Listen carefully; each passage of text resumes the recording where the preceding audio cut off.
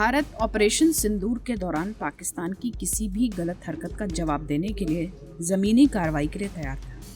भारत के army chief general Upendra Dwivedi ने कहा कि अगर उन 88 घंटों में पाकिस्तान कोई भी गलती करता तो हम जमीनी कार्रवाई शुरू करने के लिए पूरी तरह से तैयार थे। दरअसल army chief general Upendra Dwivedi ने मंगलवार को एक प्रेस कॉन्फ्रेंस में कहा कि ऑपरेशन सिंदूर के दौरान आपने देखा होगा कि पारंपरिक दायरे को बढ़ाने के लिए सेना की तैयारी ऐसी थी कि अगर पाकिस्तान कोई गलती करता तो हम इसके लिए पूरी तरह से तैयार थे।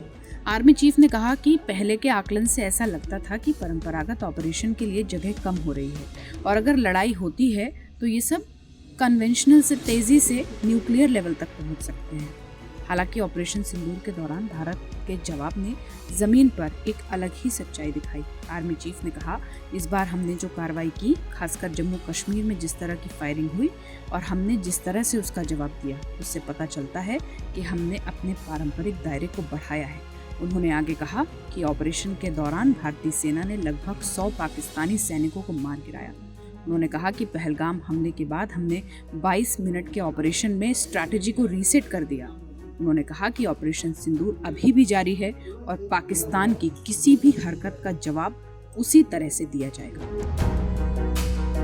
जैसे कि मैं सो रहा हूँ तो पिताजी को जगाना है मुझे, तो वो डायरेक्ट उठाने के बजाय, और हिंसा की परंपरा मेरे यहाँ नहीं थी सौभाग्य से, तो वो क्या करते थे कि उस कमरे में आ जाएंगे या बाहर से गुजरेंगे और चौपाई बोलेंगे, प्रात काल उठिके रघुनाथा